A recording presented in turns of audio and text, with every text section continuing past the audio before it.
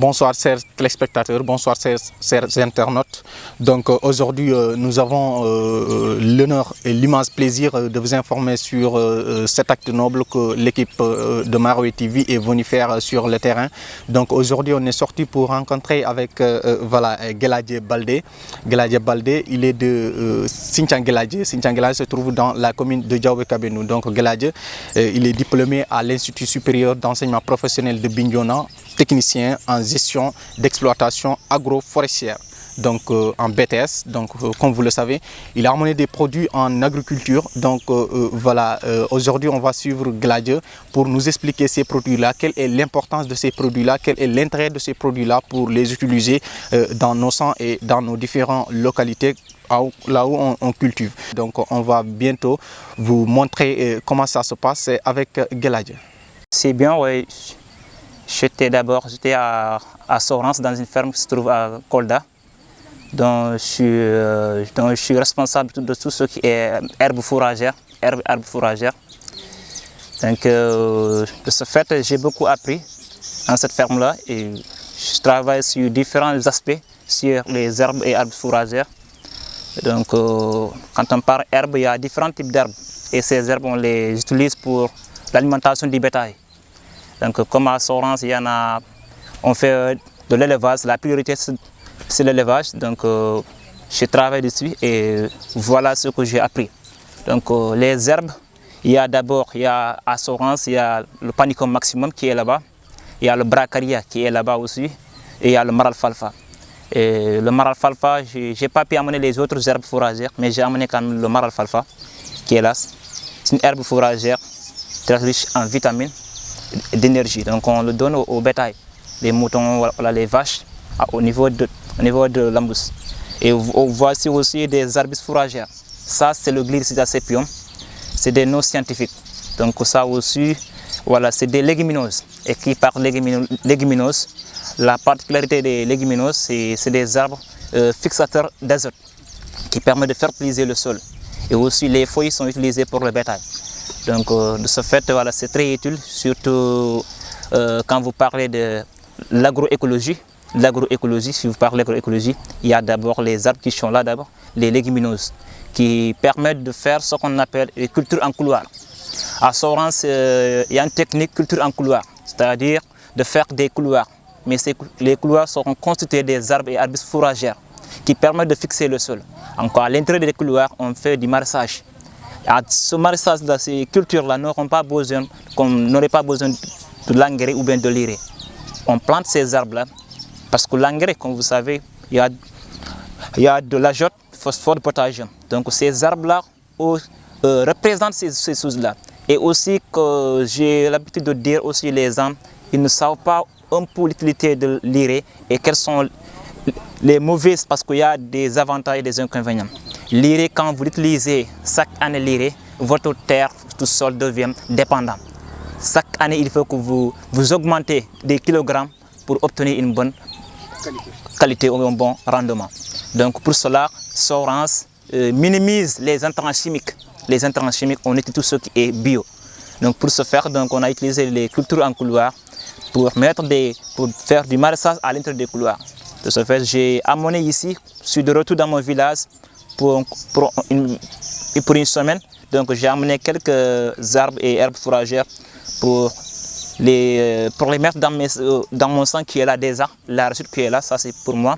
J'ai déjà 2750 mètres carrés qui est là, 2750 mètres carrés. Et j'ai semé la recette en mois de juillet, le 20 juin passé. Donc voilà le sang qui est là.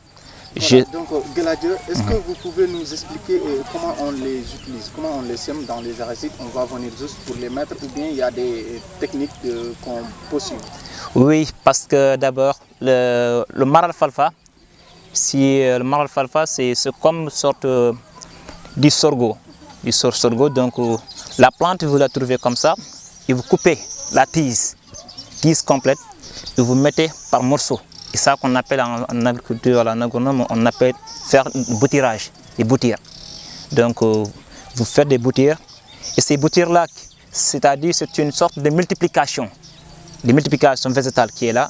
Donc Et tu obtiens, quand tu boutures ces plantes-là, tu obtiens, c'est-à-dire une plante identique à la plante mère. Donc tu boutures et tu regardes les nœuds. Parce que chaque bouture, on aura besoin des nœuds. Parce que les nœuds, c'est ça. C'est ça, des nœuds. Et si vous semez, si vous le mettez, il y aura des pousses. Et ces pousses vont sortir. C'est au niveau des nœuds que les pousses vont sortir. Au niveau des nœuds. Donc c'est pour cela, quand tu fais un bouturage, il faut toujours que tu puisses avoir des nœuds. Donc pour ce faire, de nous démontrer d'abord ça dure combien de mois ou bien combien de semaines pour que ça puisse pousser et donner un résultat. Pousser, puisque toute chose demande d'abord un entretien qui est là, entretien, parce que chaque chose demande, il y a des exigences qui dépendent, il y a de l'eau et des autres aspects aussi. Donc si c'est bien entretenu, dans 3 semaines tu verras tu commences à pousser, tu commences à pousser. Donc on va passer à la démonstration. Ouais. Ok, merci, je vais procéder à la démonstration. Donc je vais commencer par le maralfalfa qui est là. Donc pour ce faire, je fais des boutures qui sont là, petits morceaux de tige. Il faut chaque fois aussi conserver, avoir des nœuds qui permettent de donner des pousses. Donc pour ce faire aussi, il faut bien regarder le sens en tout cas. Voici. Il y a différents types de bouturage. Bouturage à dos, il y a ces 2 techniques que je préfère. Cette technique qui est là, vous mettez comme ça, vous faites, voici, crochet, vous mettez tige, j'en ai du sable, mais pas beaucoup tassé. De cette manière-là, c'est bien. Donc, et l'autre méthode, c'est, vous pouvez le mettre comme ça, toujours bien vérifié. L'autre méthode, c'est, tu peux faire de cette manière.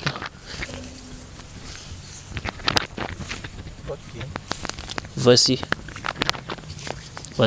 ces 2 types de bouturage. Donc pour cela, je vais maintenant, quand j'aurai assez de boutures, je ferai beaucoup. Qu'est-ce que vous avez fait là? Ça, oui. Ce bouturage à dos. Bouturage à dos, comme ça, bouturage à dos, c'est ça. Okay, mais c'est, oui, dans ça, bouturage, même technique, mais ça, elle est un peu souterrain. Okay. Mais il y a une partie, ici, il y a une partie qui est souterraine, qui est une partie. L'autre partie n'est pas sortie. N'est pas sortie, oui. Ouais.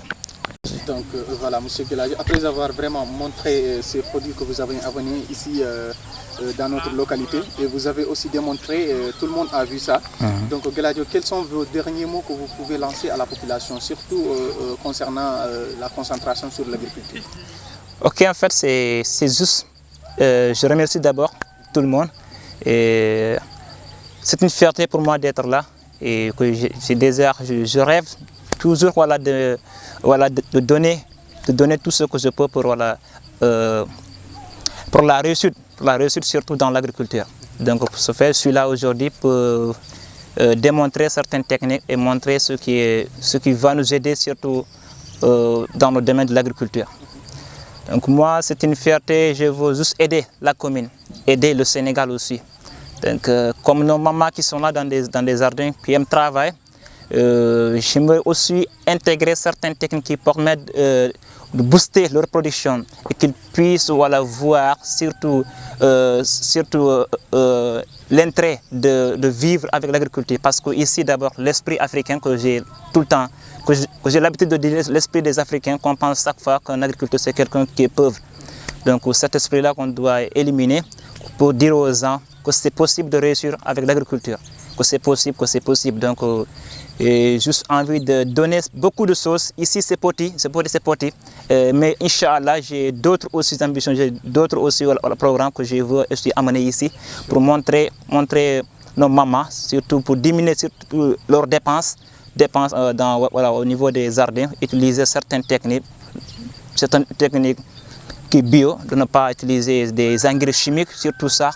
Même si ne pas éliminer, mais surtout minimiser les engrais chimiques, utiliser tout ce qui est bio. Parce que je peux faire des produits bio, je peux confectionner des produits bio, faire du compostage et ces arbres et arbustes-là qui sont là aussi. Donc c'est une fierté en tout cas. Aujourd'hui, c'est ça qui était l'objet de notre rencontre avec M. Gueladio Baldé.